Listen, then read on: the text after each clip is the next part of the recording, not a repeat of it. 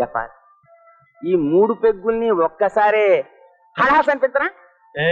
హడాలంటే మూతి పేడాలైపోద్ది. దుడ్డు చేతిలో పెడితేనే. ఏమి నీ చేతిలో పెట్టిన నా జంతిగా? ఆ దుడ్డే నా దగ్గర ఉంటే నీ దగ్గరికి ఎందుకు వస్తా? ఆహా, నేనేమన్నా బేవర్స్ గా బ్రాంతి పోసి బ్రాంతి దానకండు అనుకుంటున్నావా? అంతేనా?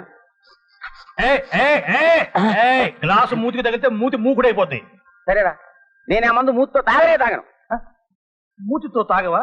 దేంతో తాగుతావు? ముక్కుతో. ముక్కుతోనా? అవునరా జపాల్, ఏదో పెద్ద పందెం కట్టేవాళ్ళ పెట్టే ఫేస్. ముక్కుతోటే తాగుతాను. విత్ నాస్. నువ్వు గనక ముక్కుతో తాగితే 100 పందెం కాస్తా. కాకపోతే నా టిప్పే పోయింది అనుకుంటా. సర్లే, అయ్యకి లేక దూడతో దున్నుతుంటే కొడుకొచ్చి ట్రాక్టర్ ఏది అన్నట్ట అట్టాగుంది. ఆ వందే నా దగ్గర ఉంటే ఇన్ని పాటలు ఎందుకు? నా దగ్గర ఉన్నది ఇంతే. రూపాయి పందెమా? రూపాయి కూడా పందెం వాళ్ళేవా? సరే పందెం, నువ్వు తాగు. సరే, ఇదిగో పందెం. ఇదిగో పందెం.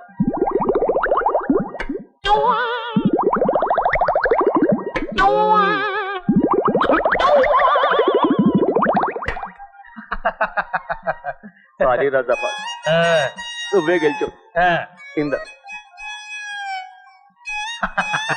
మనతో పెట్టుకుంటావరా ముక్కుతో తాగుతారని? ఏంటప్ప, ముక్కుతో తాగలేనని తెలుసు కూడా ఎందుకు ఊడిపోయాడు? అంటే రూపాయికి 3 పెగ్గులా? ఒరేయ్, నేను టిప్పు సుల్తాన్ అయితే నువ్వు నా పార్టీ అప్పు సుల్తానురా. బాబు, అమ్మాయిని ఎప్పుడు పంపిస్తారు? అమ్మాయిని పంపించటమా? ఎక్కడికి? అదేమిటి, మీ చెల్లిని కాపురానికి పంపించరా? రేపు మంచి రోజు, కోడల్ని మా ఇంటికి తీసుకెళ్తాం. కావలసిన ఏర్పాట్లు చేస్తే. అంటే రేపటి నుంచి నా చెల్లెలు ఇంట్లో ఉండదన్నమాట? అదేమిటి బాబు, ఆడపిల్లని ఓ అయ్య చేతిలో పెట్టాక పుట్టింటి నుంచి పంపించాల్సిందే కదా. నా చెల్లెలు ఈ ఇల్లు వదిలిపెట్టి వెళ్ళటమా? ఈ ఇల్లు ఐశ్వర్యం, ఈ సౌకర్యాలని ఎవరి కోసం? నా చెల్లెల కోసమే. ఇప్పుడు వేరే ఇంటికి. ఎక్కడైతేనే నీ చెల్లెలికి ఏ లోటు రాకుండా ఉండడానికి సగం ఆస్తి రాసిచ్చావు కదా రవి. ఆస్తి రాసిచ్చాను కానీ అనుబంధాన్ని కాదు రాజు. చిన్నప్పటి నుంచి నేనే తల్లి తండ్రినై నా చెల్లెల్ని పెంచుకున్నాను. ఏదో ఒకరోజు ఇలా బయటికి పంపాల్సి వస్తుందన్న ఆలోచనే రాలేదు. నా చెల్లెలు నా కంటెదుటుండదనే ఊహే నన్ను కృంగదీస్తుంది రాజు. నాకు తెలుసు రవి, నీ చెల్లెల్ని చూడకపోతే నీకెంత బాధ కలుగుతుందో. నిన్ను చూడకపోతే నీ చెల్లెలకి అంతే బాధ కలుగుతుంది. కానీ ఏం చేయగలవు? నువ్వు కూడా ఇక్కడే ఉండిపోకూడదా రాజు? ఉండొచ్చు, కానీ. సందేహించకండి, అలాగే ఉంటావని చెప్పండి. ఎలా చెప్తాడమ్మా? నువ్వంటే మీ అన్నకి ఎంత ప్రాణమో నాకు రాజు అంతే. చిన్నప్పుడు వాడి తల్లిపోతే నా సొంత బిడ్డలా పెంచాను. వాడి మీద ఎన్నో ఆశలు పెట్టుకున్నాను. వాడి ఇంటికి రావడం కొంచెం ఆలస్యం అయితే నా గుండె విలవిలలాడిపోతుంది. అలాంటిది వాడిని ఇక్కడే ఇల్లరకం ఉంచి. దాందే ఉంది పిన్ని, మీరు కూడా ఇక్కడికి వచ్చేయండి. కూతుర్ని అల్లుణ్ణి ఒంటరిగా అక్కడ వదిలేసి నేను ఇక్కడ ఎలా ఉండగలను? వాళ్ళు కూడా మీతో పాటే ఇక్కడ ఉంటారమ్మా. 1 రోజు 2 రోజులైతే పర్వాలేదు కానీ ఏళ్ల తరబడి పరా ఇంట్లో. ఇది పరాయిల్లు ఎలా అవుతుందమ్మా?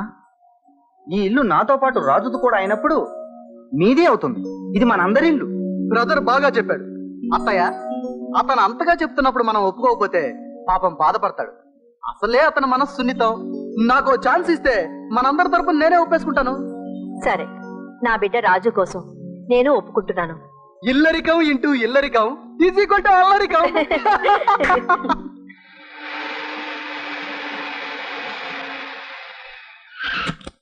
కమాన్ బావా.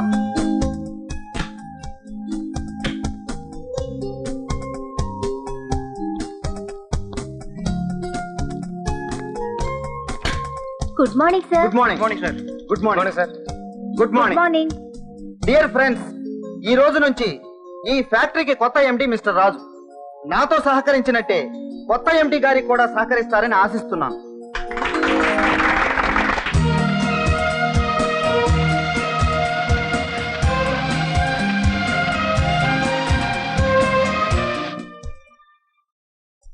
ఇది ఏమి? ఓహో, కాకరకాయ. షుగర్ పేషెంట్లకి చాలా మంచిది. ఇది ఏమి? ఆహా, క్యారెట్. ఇది తింటే కళ్ళకు చాలా మంచిది. గుడ్డి వాళ్ళు బాగా తినాలి. ఇదేమిటి? ఉలవచారమ్మా. అబ్బా, ఇది తాగితే గుర్రంలాగా పరిగెత్తచ్చు. కానీ జబ్బులు వచ్చి డబ్బులు లేనప్పుడు ఇలాంటివి తింటారు. కానీ ఇప్పుడు నా వల్ల కాదమ్మా. చివరికి మన బతుకులు నెంబర్ తగలని లాటరీ టికెట్ అయిందనమాట. ఈ ఇంట్లో మంచి భోజనానికి కూడా లాటరీ కొట్టాల్సి వస్తుంది. చిచి అత్తయ్య, ఏమిటత్తయ్య ఏమైంది? చూడు కోడలు పిల్ల, పొద్దున్న లేస్తే నీచు తప్ప గేదెల్లా గడ్డి తినటం మా ఇంటా వంట లేదు. గడ్డి తిన్నాక గేదెలు కనీసం పాలైనా ఇస్తాయి. ఏమిటి? ఏం లేదులేండి. చూడమ్మాయి, ఇక నుంచి మాకు ఏమేమి కావాలో ఏ పూటకు ఆ పూట హోటల్లో బేరర్ లాగా కనుక్కుని వండి పెడితే సరి. లేకపోతే సాయంకాలం రాజు వస్తే మాట్లాడి మా ఇంటికి మేము అయ్యో వెళ్ళిపోతాం. వద్దత్తయ్య, రేపటి నుంచి నేనే స్వయంగా చూసుకుంటాను. అత్తయ్య, ఈ పూటకి ఈ పత్తే భోజనం నేను తినలేను. ఓ 500 ఇస్తే అలా 5 స్టార్ హోటల్కి వెళ్ళి టిఫిన్ చేసి వస్తాను. అలాగే సినిమా కూడా చూసేద్దాం. అలాగే నేను ఇస్తాను. అలాగే ఆ చేత్తోనే ఓ 500 ఇస్తే భాగ్యలక్ష్మి లాటరీ టికెట్ కొనుక్కుంటాను. అలాగే. మనం వెళ్ళి డ్రెస్ చేంజ్ చేసుకొద్దాం. పద. ఆ. ఏమిటి సీత మరీ ఇంత నీచంగా? ఏం చేస్తాం చెప్పు? ఆయన మొహం చూసి ఊరుకోవాలంతే. ఊరుకోవటం కాదు, నేనైతే ఊరేసేదాన్ని. అచ్చేసిన ఆంబొద్దులు.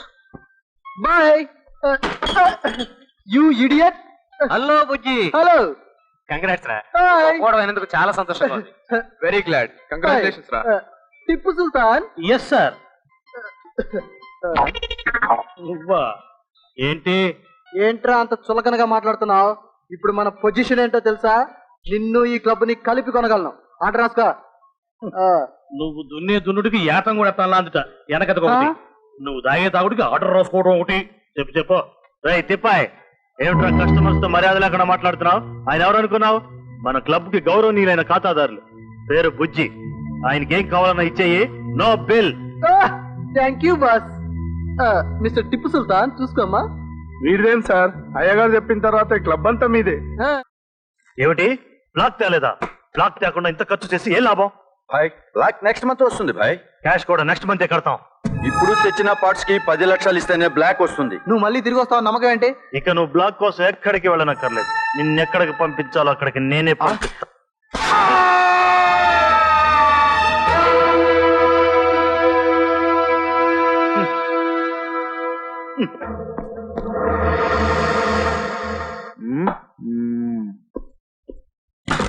బావా బావా బావా.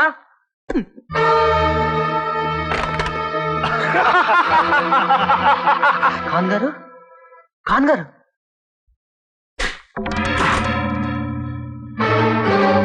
ఏమిటిది రాజు? బ్రాందీ రుచి చూసి తాగుబోతూ మాత్రమే అయ్యావనుకున్నాను.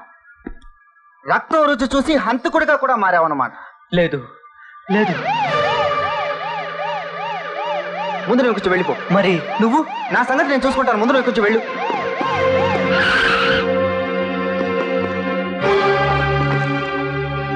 అన్నయ్య, అరెస్ట్ హిమ్.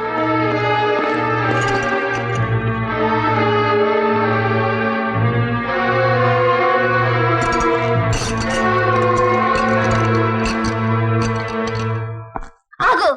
మీ అన్న కూనికోరా. ఎన్ని కూనీలు చేసి మిమ్మల్ని పెంచాడు, చదివించాడు. ఎందుకు ఆయన అరెస్ట్ చేశా? అన్నాని లెక్క పెట్టకుండా ఆయన జైలు పెట్టినందుకు అంత గొప్పగా చెప్పుకుంటారనా? పై అధికారులు వచ్చి నీకు ప్రమోషన్ ఇస్తారనా? ఇంత విశ్వాసఘాతకం చేసిన తర్వాత నీకు ఇంట్లో స్థానం లేదు. వెళ్ళిపో. ఆనాడు సీతమ్మ వారు కూడా లక్ష్మణస్వామిని ఇలాగే నిందించి పంపింది. అప్పుడు మాయలేడి కారణమైతే ఇప్పుడు మాయోపాయాల ముఠా కారణమైంది. అంటే ఆయన నిర్దోషం తెలిసి ఈ పని చేసావన్నమాట. పోలీస్ ఆఫీసర్ గా నా డ్యూటీ నేను చేశాను. తమ్ముడుగా అన్నయ్య నిర్దోషిత్వాన్ని నిరూపించే బాధ్యత నా మీద ఉంది.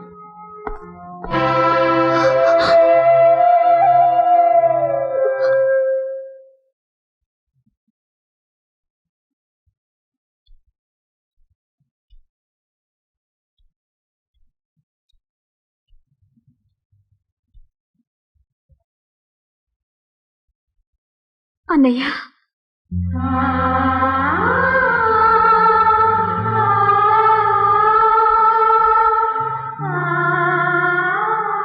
ఏమిటన్నయ్యా ఇది?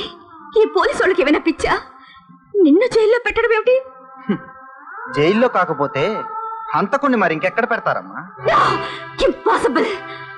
నువ్వు హత్య చేసావంటే నేను నమ్మను. ఏమ్మా, నేను మనిషిని కాదా? నాకు మాత్రం కోపతాపాలు ఉండవా? ఏదో దుష్ట గడియ తెలియని ఆవేశంలో హత్య చేశాను. ఎంత ఆవేశం వచ్చినా నువ్వు హత్య ఎందుకు చేస్తావు? డబ్బు కోసమా? డబ్బు నీకు గడ్డి పరకతో సమానం. పగతోనా? ప్రేమించడమే గాని ద్వేషించడం ఎరగని వాడివి. కారణం లేకుండా ఒక మనిషి నిండు ప్రాణాలు తీసావంటే నమ్మమంటావా అన్నయ్య? కారణం నువ్వేనమ్మా. వాళ్ళు నీ భర్తను చెడగొట్టిన దుర్మార్గులు. అతన్ని తాగుబోతుని చేసి నీ కాపురంలో నిప్పులు పోసిన వాళ్ళని బ్రతకనిస్తానా? దొరకలేదు కానీ దొరికితే ముఠా మొత్తాన్ని నరికేసేవాణ్ణి. నువ్వేదో మభ్య పెడుతున్నావన్నయ్య. నాకు తెలుసు నీ చేతులకి పెంచడమే గాని ప్రాణాలు తీయడం చేత కాదని. నీ అన్న మీద నీకున్న మమకారం అలా అనిపిస్తుందమ్మా. హత్య చేసిన చోట ప్రత్యక్షంగా పోలీసులకు దొరికిపోయాను. ఇది నిజం. నిజమా? అయితే నా తల మీద చేయి పెట్టి ఓటేసి చెప్పు. అంటే ఇప్పుడు నీ దృష్టిలో అబద్ధాలాడేవాణ్ణేనా? నిజాన్ని దాచేవాణ్ణా? మాటలతో మభ్యపెట్టేవాణ్ణా? హత్య చేసిన ఈ పాపపు చేతులతో నీ తల మీద ఒట్టేసి ఎలా చెప్పమంటా? అన్నయ్య, జీవితంలో నా పోరాటానికి ఇలాంటి ముగింపు వస్తుంది అనుకోలేదమ్మా. నా కోసం బాధపడుతూ నీ కాపురాన్ని పాడు చేసుకోవు. నువ్వు నీ భర్త సుఖంగా ఉండాలి. అన్నయ్య, అలా పీక్కుంటున్నారేమిటండి జుట్టు? పీక్కోకేం చేయమంటావు? చిక్కుముడి పడింది. చిక్కుముడా? ముడి అక్కడ కాదే. మరెక్కడో చెప్పండి, విప్ప తీస్తాను. ఏంటి విప్పేది? పెద్ద పెద్ద చిక్కుముళ్ళు విప్ప తీసి నాకే అంతు పట్టడం లేదు. నువ్వు ఇంటికి ఏమిటండి ఆ చిక్కు? అదేనే ఎర్రిమోహవ. ఆ రాజుగాడు జైల్లో పడతాడు. ఆ లేనప్పుడు వ్యాపారం నడిపే నెపంతో ఆ పవరా ఫటాన్ని మన పేరు రాయించుకోవచ్చు. అప్పుడు మన చేతిలో పుష్కలంగా డబ్బు ఉంటుంది అనుకున్నాను. మా అన్నయ్య జైలు ఎందుకు పడతాడు? ఆ క్లబ్ లో బషీర్ ఖాన్ కంటే హత్య చేశాడు కదా. ఊరుకోండి, మా అన్నయ్య అంటారేమిటి? ఆ హత్య చేసింది రవిబాబు అయితే. రవిబాబు చేయలేదు, మీ అన్నే చేసి ఉండొచ్చు. చెల్లెల మీద ప్రేమతో తన బామ్మర్దిని కాపాడడం కోసం ఆ నేరం రవిబాబు తన మీద వేసుకున్నాడు అంతే.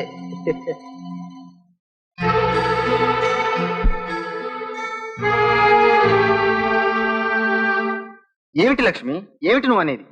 ఏమిటా మీరు చేసిన మోసం? మోసం? చేయని హత్య చేశానని చెప్పడం మోసం కాదా? అబద్ధం చెప్పి పోలీసుని నమ్మించారు, మీ చెల్లిని నమ్మించారు, ఊరందరినీ నమ్మించారు. మీలో సగం నాకు కూడా అబద్ధం చెప్తారా? అసలు నేను ఈ హత్య చేయలేదని నీకెవరు చెప్పారు? ఎవరు చెప్తే ఎలా తెలిస్తే? మీ బావమరిది చేసిన హత్య మీ నెత్తిన వేసుకున్నారన్నది నిజం. ఒకవేళ అదే నిజమైనా నేను చేసింది తప్పు కాదుగా లక్ష్మి. నేను బ్రతుకుతున్నదే నా చెల్లెలి సౌభాగ్యం కోసం. దాని పసుపు కుంకుమ కన్నా నా ప్రాణం ముఖ్యం కాదు. మీ చెల్లెల పశువు కుంకుమ సంగతే గాని నా పశువు కుంకుమ సంగతి మీకు గుర్తులేదు. మీ చెల్లెల కాపురం కోసం ఆస్తి ఇచ్చారు, నేను కాదనలేదు. ఇల్లు కూడా ఇచ్చారు, దాన్ని కాదనలేదు. ఇప్పుడు మీ ప్రాణం కూడా ఇస్తానంటే నన్ను ఎలా ఊరుకోమంటారు? ఈ ప్రాణం నాది కాదు లక్ష్మి, నా చెల్లెలి ఆరో ప్రాణం. దాని పంచ ప్రాణాలు నిలవాలంటే ఈ ప్రాణం అర్పించాల్సింది. మీ ప్రాణం మీది కాదు, మీ చెల్లెలది కాదు, నాది.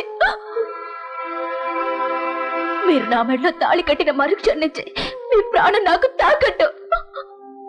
నిజమే, నా ప్రాణం మీద నీకు ఆ అధికారం ఉంది. కానీ నేనేం చేయగలను? చిన్నప్పటి నుంచి చెల్లెలి అనుబంధం అనే ప్రవాహంలో ఈదులాడాను. ఇప్పుడు ఆ ప్రవాహం వరదైంది. ఆ వరదలో కొట్టుకుపోతున్నాను లక్ష్మి. నేను నీకోసం నా ప్రాణాన్ని రక్షించుకోగల స్థితిలో నేను లేను. ఏమండి?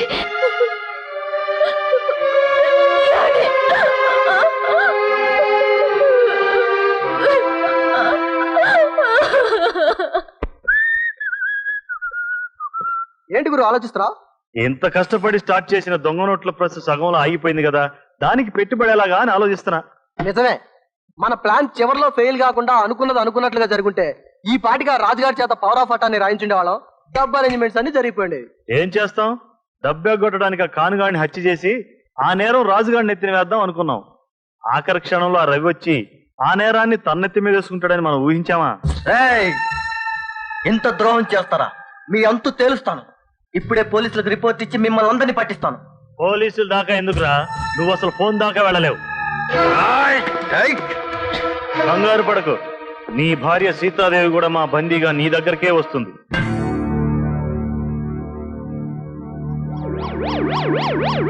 రవి జైలు నుంచి పారిపోయాడా?